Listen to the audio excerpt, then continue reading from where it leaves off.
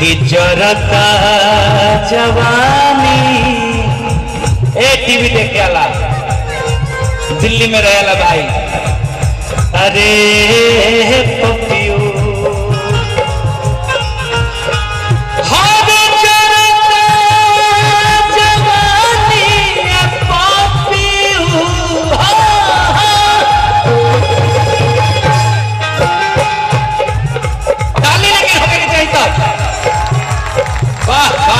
राजेश चौधरी जी बहुत बहुत शुक्रिया।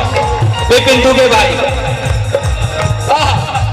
वाह वाह वाह। विकास मेरा छोटा भाई गायक है बहुत बढ़िया।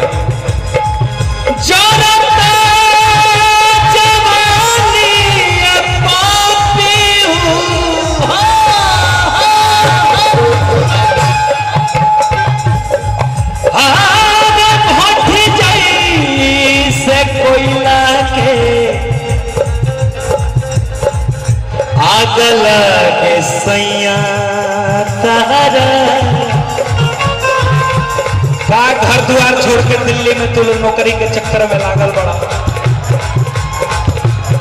जे जे अपने मेहरारू से दूर बा एक बार हाथ उठा के बताई केहू दूर नहीं थे। क्या बात है। लेकिन जे जे अपने मेहरारू के दिल्ली में रखले तो बिहार से यूपी से लेके उतने हाथ उठा के बताई।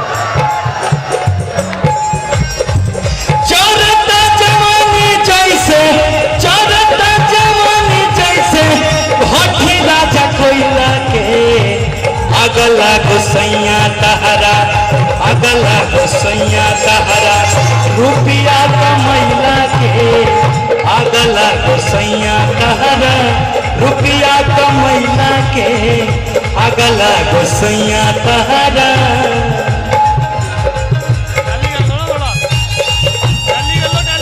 क्या बात है। बेंजू वाला भैया के लिए जोरदार ताली बजाएं। जोरदार ताली।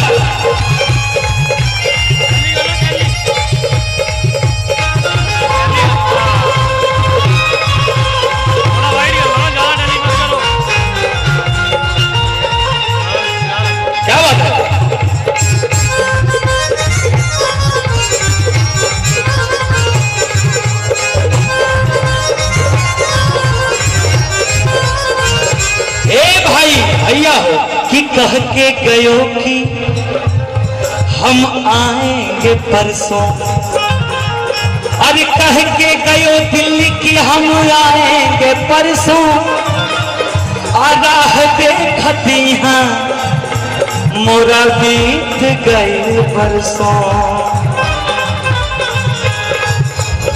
अरे तहरा याद के सहारे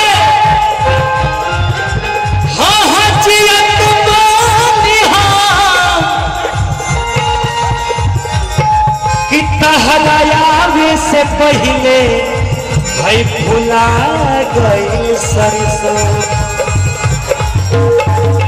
भैया हो यही से कहे के बा कि तू का जन्म तू प्रदेश में बैठल बड़ा। तू का जन्म हो जा भैया कि दर्द कतना प्रीतिया में होला।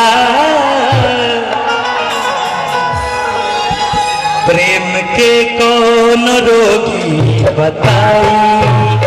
दर्द कतना प्रीतिया में होला।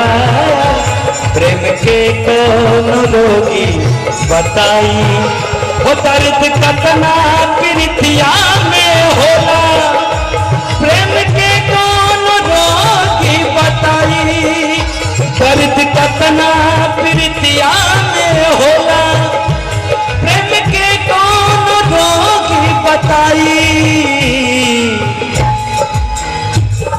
तड़प कत नहीं करा भितरिया। बात तड़प कत नहीं करा भितरिया। हर बात तुहरा समझ में न आई हो।